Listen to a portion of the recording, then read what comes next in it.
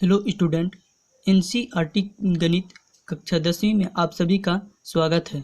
मेरा नाम मोहम्मद फैज़ान अंसारी है और आज से हम लोग अध्याय 1 शुरू करने वाले हैं, यानी कि वास्तविक संख्याएं। तो यह जो है वास्तविक संख्याएं इस किताब का पहला अध्याय है, यानी कि कक्षा 10वीं गणित का पहला अध्याय है वास्तविक संख्याएं, जिसे हम रियल नंबर भी बोलते हैं, रियल नंबर्स भी बोलते हैं। तो वास्तविक संख्याओं को जानने से पूर्व हमें कुछ परिभाषाओं को देखना होगा, तभी जाकर के हम वास्तविक संख्याओं को समझ सकते हैं। यानी कि जब तक आप इंट्रो वीडियो नहीं देख लेते तब तक आप प्रश्नावली को नहीं समझ पाएंगे। तो चलिए स्टूडेंट्स, इसे शुरू करते हैं। तो सबसे पहली संख्या जो है वो है प्राकृत संख्या, जिसे हम नेचुरल नंबर भी बोलते हैं। तो ये क्या होती है? तो ऐसी संख्याएं जो 1 से शुरू होकर अनंत तक जाती हैं, अर्थात गिनती में प्रयुक्त होने वाली संख्याएं प्राकृत संख्याएं कहलाती हैं। इसे n से प्रदर्शित करते हैं। तो प्राकृत संख्या को इंग्लिश में क्या कहते हैं? तो नेचुरल नंबर। तो इसका जो पहला वर्ड है वो क्या है? n है। तो प्राकृत संख्या को हम n से दर्शाते हैं। तो प्राकृत संख्या किसे कहते हैं? जो संख्याएं 1 से शुरू होकर के अनंत तक जाती हैं उसे ही हम प्राकृत संख्या कहते हैं, यानी कि नेचुरल नंबर। तो 1 से शुरू होंगी और ये अनंत तक जाएंगी, तो इसे हम क्या कहेंगे? प्राकृत संख्या कहेंगे। तो ये अर्थात गिनती में प्रयुक्त होने वाली जो संख्याएं होती हैं, यानी कि जो या फिर पहाड़ा में जो प्रयुक्त की जाती हैं संख्याएं, उसे क्या कहते हैं? प्राकृत संख्या कहते हैं। तो गिनती कहाँ से स्टार्ट होती है? तो 1 से 1 2 3 4 इस तरह से अनंत तक जाती है। तो ऐसी संख्याओं को जो 1 से शुरू होकर अनंत तक जाती है उसे ही हम प्राकृत संख्या कहते हैं। अब मैं आपसे पूछता हूँ कि बताइए कि क्या 5 एक प्राकृत संख्या है? तो आपका आंसर होगा कि हाँ, ये प्राकृत संख्या है। उसके पश्चात आप ये बताइए कि क्या 2 एक प्राकृत संख्या है? तो हाँ, 2 भी एक प्राकृत संख्या है। उसके बाद मैं पूछता हूँ कि क्या -1 प्राकृत संख्या है? तो नहीं, -1 प्राकृत संख्या नहीं है, क्योंकि प्राकृत संख्या जो होती है वो 1 से स्टार्ट होती है और अनंत तक जाती है। तो 1 से शुरू होकर के अनंत तक जाने वाली संख्या अर्थात गिनती में प्रयुक्त होने वाली संख्याएं ही प्राकृत संख्या यानी कि नेचुरल नंबर कहलाती है। और इसे हम n से प्रदर्शित करते हैं, क्योंकि नेचुरल नंबर का जो पहला वर्ड आ रहा है वो n आ रहा है। तो प्राकृत संख्या को हम n से जो है प्रदर्शित करते हैं। तो आपको ये सभी परिभाषाओं को समझना होगा और आप इसे लिखते भी चलेंगे। अब हम आगे देखते हैं। दूसरा है पूर्ण संख्याएं, जिसे हम वोल नंबर भी कहते हैं, WHOLE, वोल नंबर। तो ऐसी संख्याएं जो 0 से शुरू होकर के अनंत तक जाती हैं, अर्थात प्राकृत संख्या में 0 और सम्मिलित कर दिया जाए तो ऐसी संख्याएं पूर्ण संख्याएं कहलाती हैं। इसे W से व्यक्त करते हैं, क्योंकि वोल नंबर तो इसका पहला जो अक्षर है वो क्या है? तो वो W है। इसलिए पूर्ण संख्याओं को हम W से व्यक्त करते हैं या प्रयुक्त करते हैं, या फिर कह सकते हैं कि दर्शाते हैं। तो आइए इसे समझते हैं। तो पूर्ण संख्याएं क्या कहलाती हैं? जो संख्याएं 0 से शुरू होकर के अनंत तक जाती हैं उसे ही हम कहते हैं पूर्ण संख्याएं, यानी कि वोल नंबर। और जो संख्याएं 1 से स्टार्ट होकर अनंत तक जाती हैं इसे हम प्राकृत संख्या यानी कि नेचुरल नंबर कहते हैं। यदि प्राकृत संख्या में जो यहाँ से 1 से लेकर के अनंत तक जाती है, यदि इसमें 0 और सम्मिलित कर जाए तो ये कौन सी संख्या हो जाएगी? ये पूरी की पूरी संख्या पूर्ण संख्या में तब्दील हो जाएगी, यानी कि बदल जाएगी। यदि मैं आपसे पूछता हूँ कि क्या 2 एक पूर्ण संख्या है, तो आपका आंसर होगा कि हाँ, 2 एक पूर्ण संख्या है। साथ ही साथ 2 जो है ये प्राकृत संख्या भी है। लेकिन मैं आपसे पूछूं कि क्या 0 एक प्राकृत संख्या है, तो 0 प्राकृत संख्या यानी कि नेचुरल नंबर नहीं है। लेकिन मैं पूछूं कि क्या 0 एक पूर्ण संख्या है, तो हाँ, 0 एक पूर्ण संख्या है, क्योंकि पूर्ण संख्याएं जो होती हैं वो 0 से ही स्टार्ट होती हैं और अनंत तक जाती हैं। तो ऐसी संख्याएं जो 0 से स्टार्ट होकर अनंत तक जाती है इसे ही हम कहते हैं होल नंबर, यानी कि पूर्ण संख्याएं। और जो संख्या 1 से स्टार्ट होकर के अनंत तक जाती है इसे हम कहते हैं प्राकृत संख्या। क्या कहते हैं? प्राकृत संख्या। तो आशा करता हूँ कि ये पूर्ण संख्याएं और प्राकृत संख्याएं आपको समझ में आ गया होगा। अब देखते हैं परिमेय संख्याएं क्या होती है। तो परिमेय संख्याओं को हम इंग्लिश में रेशनल नंबर कहते हैं। रेशनल नंबर तो ऐसी संख्याएं जिन्हें p बटा q या फिर बटे के रूप में या फिर हम कह सकते हैं अंश बटा हर के रूप में व्यक्त किया जा सके या फिर लिखा जा सके, तो ऐसी संख्याएं जो हैं परिमेय संख्याएं कहलाती हैं। जैसे आप ये जो संख्याएं देख रहे हैं, जैसे 3/5, 7/3, 4 और √36, तो ये सब संख्याएं जो हैं बटे के रूप में हैं, तो इसे ही हम कहते हैं परिमेय संख्याएं। तो आप कहेंगे कि 3/5 और 7/3 तो ठीक है, ये अंश बटा हर यानी कि p बटा q के रूप में है, ये बटे के रूप में है, तो इसलिए ये परिमेय संख्याएं हैं। लेकिन यहाँ पर जो 4 है वो बटे के रूप में नहीं है, तो ये परिमेय संख्याएं कैसे हो सकती हैं?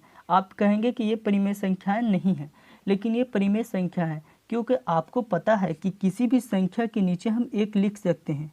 तो देखिए ये हो गया ना, p बटा q के रूप में यानी कि अंश बटा हर के रूप में, तो इसे हम क्या कह सकते हैं? परिमेय संख्या कह सकते हैं। उसके अलावा फिर देखते हैं √36, तो ये भी जो है ये एक पूर्णांक नहीं है, तो ये कैसे परिमेय संख्या होगी? तो परिमेय संख्या इसलिए होगी क्योंकि √36 का जो वर्गमूल होता है वो होता है 6, और 6 के बटे में हम 1 लिख सकते हैं, इसलिए ये भी जो है एक परिमेय संख्या ही होगी। तो अंडर रूट यानी कि करनी, अंडर रूट को हिंदी में करनी कहा जाता है। तो अंडर रूट ऐसी संख्या जिसका वर्गमूल निकल सकता है, वर्गमूल हो सकता है, तो वो जो है वो परिमेय संख्या भी हो सकती है। फिर आगे देखें कि जहाँ p और q दो पूर्णांक है, तो p और q यानी कि जो अंश और हर जो है वो अपने आप में क्या है? पूर्णांक है, यानी कि पूरा पूरा अंक। और q बराबर नहीं है 0, तो q बराबर यानी कि ये जो नीचे वाला जो होगा, ये जो हिस्सा होगा, जैसे मैंने लिखा 5/3, तो ये जो नीचे वाला जो है ये कभी 0 नहीं हो सकता है। अगर ये नीचे 0 हो जाएगा तो ये पूरा का पूरा ही गायब हो जाएगा। तो q बराबर यानी कि अंश बटा हर जो है, अंश बटा हर p बटा q, अंश बटा हर, तो ये जो हर है ये कभी भी 0 नहीं हो सकता है। अगर ये 0 हो जाएगा तो यह जो है पूरी की पूरी संख्या ही गायब हो जाएगी, यानी कि ये अपरिभाषित हो जाएगा। तो ऐसी संख्याएं जिन्हें हम p बटा q या फिर अंश बटा हर के रूप में व्यक्त किया जा सके या फिर उसे लिख सके, उसे क्या कहते हैं? परिमेय संख्या कहते हैं, जहां p और q दो पूर्णांक हैं। तो पूर्णांक क्या होती है? तो पूर्णांक का अर्थ होता है पूरा पूरा अंक। जैसे मैंने यहाँ पर लिखा 4, तो ये क्या है? ये एक पूरा पूरा अंक है। यदि मैं इसके बटे में 3 लिख दूँ तो ये पूरा पूरा अंक नहीं है, क्योंकि मैंने 4 को 3 बार में डिवाइड कर दिया। लेकिन यहाँ पर तो p और q जो है ये अपने आप में दो संख्याएं हैं, ये दो पूर्णांक है। क्या है? अपने आप में दो पूर्णांक है, यानी कि ये पूरा पूर्णांक है। यदि हम पूरे इस दृष्टि से देखें तो ये पूर्णांक नहीं है, ये पूरा पूरा अंक नहीं है, क्योंकि 4 को मैंने 3 बार में डिवाइड कर दिया है। लेकिन मैं सिर्फ p को देखूं और q को देखूं तो क्या है? ये अपने आप में पूर्णांक है, यानी कि पूरा पूरा अंक है। तो यही कह रहे हैं कि जहाँ p और q दो पूर्णांक है और नीचे वाला जो है जो q है यानी कि जो हर है वो कभी भी 0 नहीं हो सकता। हाँ, ऊपर 0 हो सकता है, क्योंकि 0 भी क्या है? एक पूर्ण 0 भी जो है एक परिमेय संख्या, क्योंकि हम 0 के बटे में भी 1 लिख सकते हैं। तो ये क्वेश्चन पूछता है कि 0 क्या है? तो 0 एक परिमेय संख्या है, साथ ही साथ 0 पूर्ण संख्या भी है। तो यहाँ पर मेनली हम फोकस कर रहे हैं परिमेय संख्याओं पर। तो 0 क्या होगी? एक परिमेय संख्या होगी, क्योंकि 0 के बटे में भी हम 1 लिख सकते हैं। अब आती है अपरिमेय संख्या, जिसे हम कहते हैं इर्रेशनल नंबर। तो ऐसी संख्याएं जिन्हें p बटा q के रूप में व्यक्त नहीं किया जा सकता है अपरिमेय संख्याएं कहलाती हैं। जैसे कि पाई, तो पाई का जो मान होता है वो लगभग होता है पाई बराबर 3.14, और इस तरह से ये जाता रहता है अनंत। ये कभी भी रुकता नहीं है, क्योंकि इसका जो दशमलव प्रसार है वो अशांत है, वो कभी भी नहीं रुकता है। तो पाई क्या है? पाई एक अपरिमेय संख्या है। क्या है? अपरिमेय, क्योंकि इसे हम p बटा q के रूप में नहीं लिख सकते हैं। उसके अलावा फिर √2, √3, 0.101 1011 10 इस तरह से ये संख्याएं जाती रहेंगी अनंत तक। तो जिसे हम p/q के रूप में नहीं लिख सकते, वो जो है वो अपरिमेय संख्याएं कहलाती है। वहीं √2 को देखें तो √2 यदि इसका वर्गमूल होता तो इसे हम p/q के रूप में लिख सकते थे, लेकिन √2 का जो होता है वो वर्गमूल नहीं होता है, और वहीं √3 का भी जो है वर्गमूल नहीं होता है, तो इसे हम p/q के रूप में नहीं लिख सकते हैं। वहीं यदि हम देखें √4 तो इसका जो वर्गमूल तो बाहर 2 निकल जा रहा है और 2 के बटे में 1 लिख सकते हैं, तो ये तो हो गया अंश बटा हर यानी कि भिन्न के रूप में ये आ गया, तो इसे हम क्या कहेंगे, इसे परिमेय संख्या कहेंगे। लेकिन वहीं हम √3 देखें, √7 देखें तो इन सब का जो होता है वर्गमूल नहीं होता है, तो इसे हम बटे में भी नहीं लिख सकते, और जिस संख्या को बटे में नहीं लिख सकते तो उसे हम क्या कहते हैं, अपरिमेय संख्याएं कहते हैं। अब आती है वास्तविक संख्याएं, जिसे हम कहते हैं रियल नंबर। तो हमारे अध्याय का नाम भी जो है वो है वास्तविक संख्याएं यानी कि रियल नंबर। तो अब समझते हैं कि रियल नंबर यानी कि वास्तविक संख्याएं किसे कहते हैं। तो सभी परिमेय तथा अपरिमेय संख्याओं के सम्मिलन से प्राप्त संख्याएं वास्तविक संख्याएं कहलाती हैं। इसे आर से प्रदर्शित करते हैं, क्योंकि रियल नंबर, तो रियल में जो पहला वर्ड आ रहा है वो आर आ रहा है, तो वास्तविक संख्याओं को आर से प्रदर्शित करते हैं। तो ऐसी संख्याएं जिसमें परिमेय संख्याओं और अपरिमेय संख्याओं दोनों की संख्याएं सम्मिलित हो यानी कि मिली हुई हो, उसे ही क्या कहते हैं, वास्तविक संख्याएं कहते हैं। तो वास्तविक संख्याएं किसे कहते हैं, जिसमें परिमेय संख्याएं 2/3 या फिर 4 √9, तो ये कैसी संख्या है, √9 का वर्गमूल 3 आता है, तो ये कैसी संख्या है, बटे वाली संख्या है यानी कि परिमेय संख्या है। उसके अलावा √2 √3 पाई √3 पाई, ये सब जो है ये अपरिमेय संख्याएं हैं। तो परिमेय संख्याओं और अपरिमेय संख्याओं के सम्मिलन रूप को ही क्या कहते हैं, वास्तविक संख्याएं यानी कि रियल नंबर कहते हैं। ऐसी संख्याएं जिनमें परिमेय संख्या और अपरिमेय संख्या दोनों के अंक सम्मिलित हो, दोनों संख्याएं सम्मिलित हो, तो इसे हम क्या कहेंगे, वास्तविक संख्याएं कहेंगे, और इसे आर से प्रदर्शित करते हैं। इसलिए यहाँ पास r = 1 2 3 0 √2 √3 आदि यानी कि etc। अब इसके अलावा हम कुछ और अन्य छोटे छोटे टॉपिक्स को देख लेते हैं, जिसे आपने पिछली कक्षाओं में पढ़ा है, लेकिन यहाँ पास भी इसकी आवश्यकता हो सकती है, इसलिए हम इसे रिवीजन करते हुए चलेंगे। जैसे सम संख्याएं, तो ऐसी संख्याएं जो 2 से पूर्णतः विभाजित होती हैं तो उसे क्या कहते हैं, सम संख्याएं कहते हैं। जैसे कि 2 4 6 8 10 आदि। तो ये संख्याएं जो पूरी तरीके से 2 से विभाजित हो जाएं, जैसे कि 2, तो 2 क्या है, ये 2 से विभाजित हो जाएगा, पूर्णतः विभाजित होगा। वहीं 4 है, तो 4 भी 2 से पूर्णतः विभाजित होगा यानी कि पूरा कटेगा, तो इसे हम क्या कहते हैं, सम संख्याएं कहते हैं। वहीं दूसरा है फिर विषम संख्याएं, तो ऐसी संख्याएं जो 2 से पूर्णतः विभाजित नहीं होती, विभाजित तो होती हैं लेकिन पूर्णतः नहीं होती, बल्कि दशमलव में विभाजन के बाद उनका जो मान आता है वो दशमलव में आता है, तो ऐसी संख्याओं को हम विषम संख्या कहते हैं। जैसे कि 1 3 5 7, जैसे 1 को यदि हम 2 से विभाजित करें तो ये पूर्णतः विभाजित नहीं होगी, ये